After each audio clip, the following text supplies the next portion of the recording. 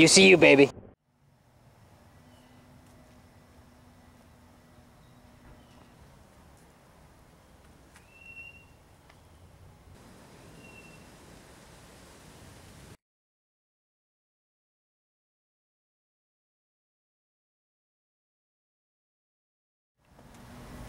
Alright, so we're here at Coral Gables at one of the participating homes that are in the irrigation retrofit program, or that signed up for the irrigation program. The neat thing about this property is that they're actually going to start from scratch.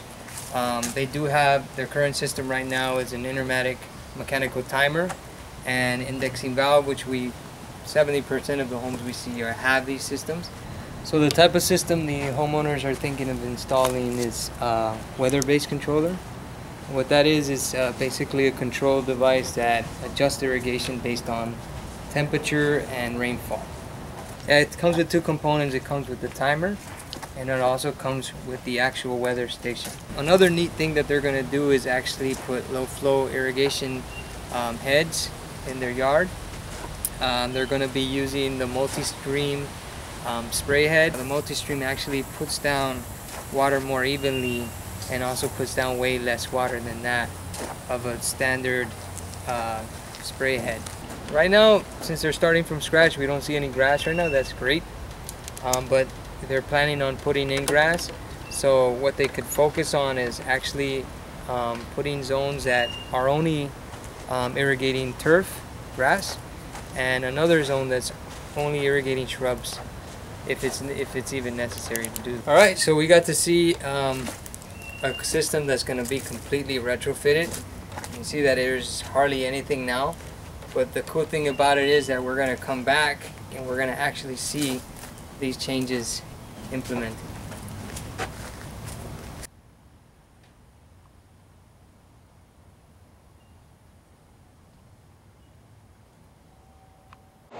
So we're back after about 2 months, and as you can see already, there's been a lot of changes done. They actually removed the indexing valve that used to be in this location, and they added electric valves, as you can see.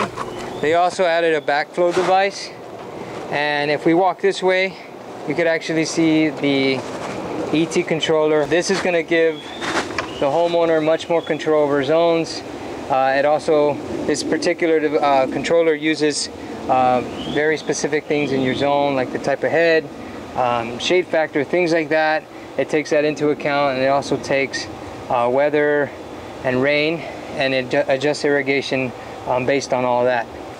If we step over here, we can actually see the weather station. They put it in a very good location. You can see they put it in a spot that it's not under trees, not under roof lines.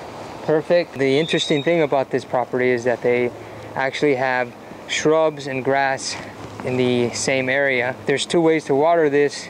There is the wrong way, and then there's the right way. The wrong way would be to irrigate all this in one zone. The reason being is because your grass requires different amounts of water than your shrubs. The right way would actually be to separate them, putting one zone on the shrubs and a separate zone just to irrigate your grass. Another cool thing that this property did is that they actually installed these low flow nozzles, the multi-stream nozzles. So now they're putting a lot less water, and they're putting the water where it needs to be. This is an example of an area that's just grass, so it's just basically just watering grass. No shrubs are on this zone. So now you see an example here of a zone that's completely shrubs.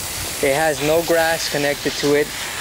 It's going to take this very unique information, the ET controller is, and it's going to know that it's just basically shrubs is irrigating, which will put down a lot less water than you would on grass. So this is an example of a homeowner that had an inefficient irrigation system and decided to go more efficient. They separated their zones based on plant type.